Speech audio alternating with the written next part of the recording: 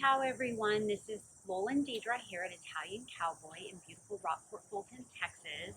We're really excited about today's class because it is all about one of our favorite things, bubbles. As you can see, and we love bubbles.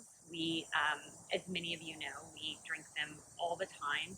And so we wanted to spend a class focusing on them. This class will be a little bit different than the previous ones. It'll be a little bit shorter. We won't be preparing a recipe, but instead talking a little bit about Italian sparkling wine. And a lot of times people think of sparkling wines as something that you drink maybe only a couple times a year, at New Year's Eve or a wedding or if there's a celebration. But in fact, in Italy, you would see sparkling consumed regularly, often before a meal or with a meal. And a lot of times people think of Italian sparkling, they think immediately of Prosecco. And in fact, Italian sparkling goes far beyond Prosecco. First of all, there are so many different types of Prosecco, but there are so many different types of sparkling wines beyond Prosecco. So today, we really want to take the opportunity to focus on the diversity of Italian sparkling wine. And Lowell's going to walk us through a little bit of that diversity, which there are so many different wines. We wouldn't be able to focus on all of them in this short little class, but just to give you a sense of how many great options of Italian bubbles there are.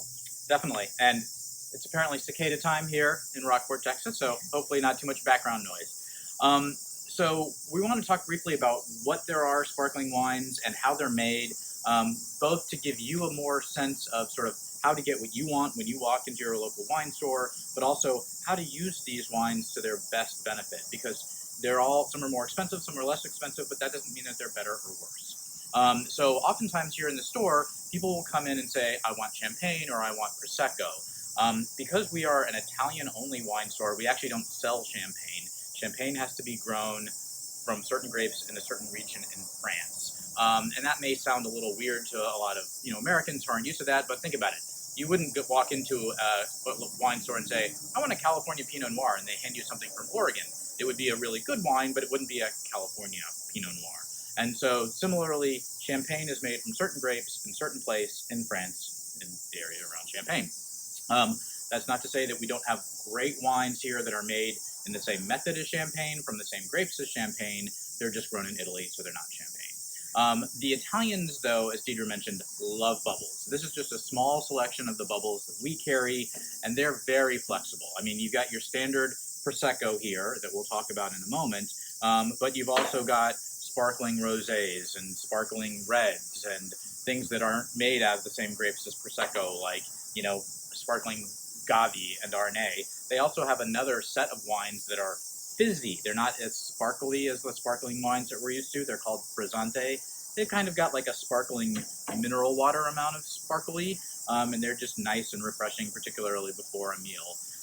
But we're going to focus on sort of the main ways that you make sparkling wine and why that matters to you. So in the vast majority of cases, sparkling wine is made in two ways. One is, the first most important way is they take a still wine, like a white wine or a red wine or a rosé wine, and then they do a secondary fermentation.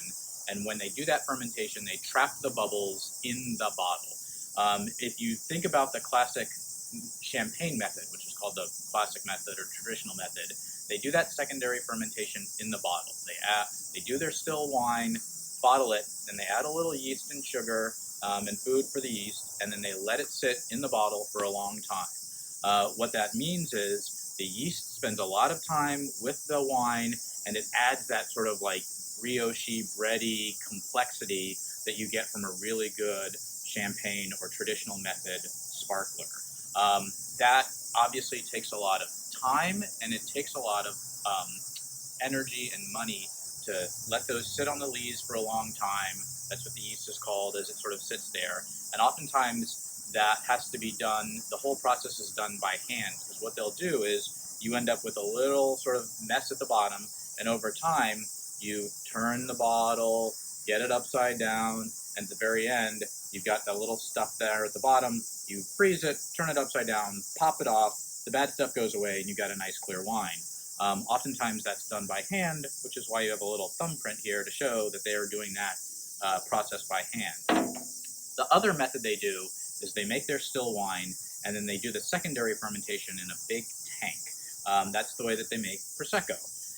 The advantage of that is, one, it's a little less labor intensive, so it's a little less expensive, and also because you have the wine with a little less contact, usually with a little less contact with the yeast, it gets more of a fruity flavor. That's why Prosecco in particular has that specific fruity flavor that you recognize as coming from the Glera grape that they make Prosecco out of. There's a third way that we generally think of sparkling wine being made, and that's what's called the sort of ancestral method or the natural method, and that's where they do no secondary fermentation. They just bottle the wine before it's completely done fermenting, and then they trap that in the bottle. That's the way that they make this wine, and it's also the way that they make this wine. And this wine, in fact, and I'll try to get a picture of this and sort of cut it in right here.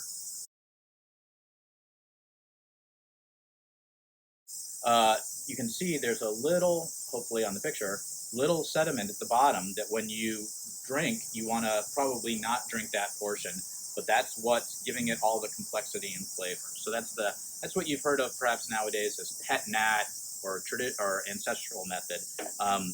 And depending on whether or not how much time it spends on the lees, it can end up tasting a little more complex like a traditional method, or a little more fruity like the Prosecco method.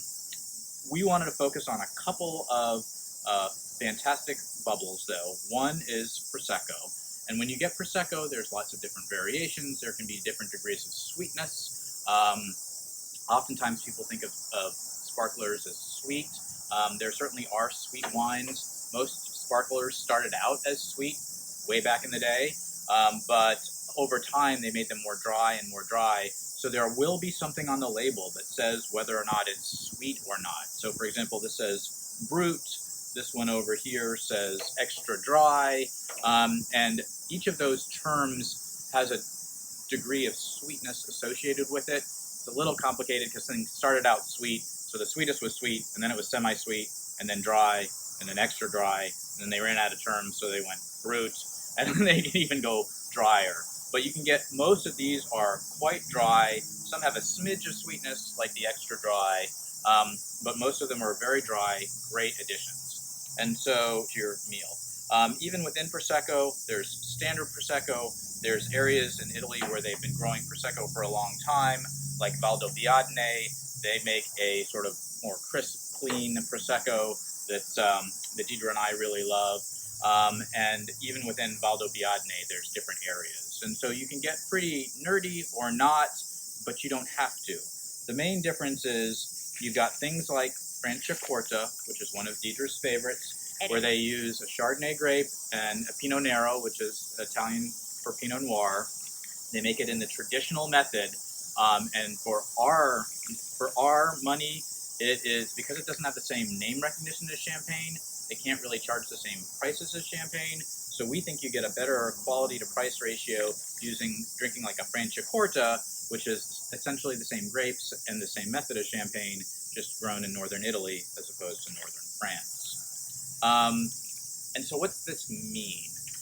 Two things. One is, if you're throwing a brunch party and you're, making a mimosa, or you want to make a Prosecco cocktail or a sparkling wine cocktail, we highly recommend a secondary method that's done in a tank, like a Prosecco, because it's got that fruity flavor, and it just, you're not taking a really great traditional method wine, which has a lot of complexity, and adding a lot of sugar to it. It's not going to be bad, but you're wasting all the time and energy they put into making that really complex wine by covering it up with a bunch of orange juice or, syrup. The other thing is that these classical method sparklers, like the Franciacorta, are amazingly food friendly because they've got that complexity and that sort of brioche breadiness. They go with almost anything. The bubbles cut through fatty food. the complexity of the wine, which doesn't cover up flavors, does a really great job of pairing with like fish or white meats. Think about it. You never go, what does this bread pair with? It pairs with everything. Similarly, champagne, sparkling wine, traditional method, lees rested wines are fantastic food pairings. So it's a quick overview of sparklers. You know, so if you go into a store and you ask for champagne, you may very well get wine from a particular place in France that is made a certain way. And if you ask for a Prosecco, it's going to be fabulous, but it may not be what you're looking for, which is the really interesting sparkling Arnay. Absolutely. What have I forgotten? Well, and then even Prosecco itself is made, you'll see the designation, it's made with a specific grape in a specific area of Italy. So it has a specific meaning. And then within that area, like Lowell mentioned, there are what you would call like sub-areas, sub-regions that make specific types of Prosecco. And then to Lowell's point, you have all of these other types of sparkling made from a variety of grapes, and there's hundreds, so we wouldn't be able to talk about them all today, but just want to give you a sense of the wonderful options that are out there and that they are so food friendly.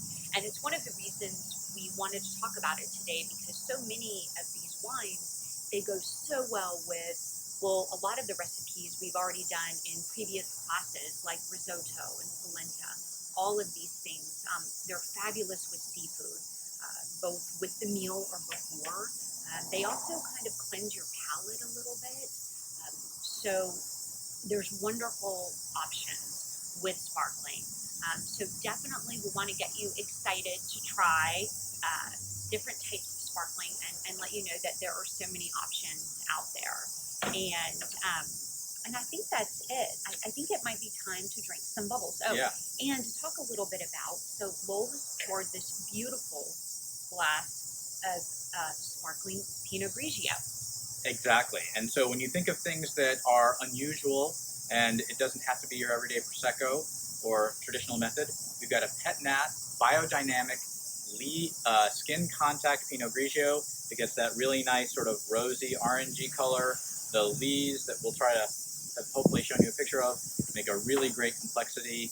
And as Deidre said when she tried it for the first time, it's kind of like a walk in DC during cherry blossom. It is. I said, honey, it is like a walk in DC under the cherry blossom trees as the petals are falling down and blooming, and it's just lovely and delicate and refreshing, especially in Texas in the hot summer weather. Which it is right now. Which it is, yes. So with that, chin chin. Chin chin. We hope you've gotten a little more excited about trying bubbles and pairing them with food, and we'll see you next time. Until then, enjoy and drink some bubbles. Chin chin. That's good. That's really good. Mm-hmm.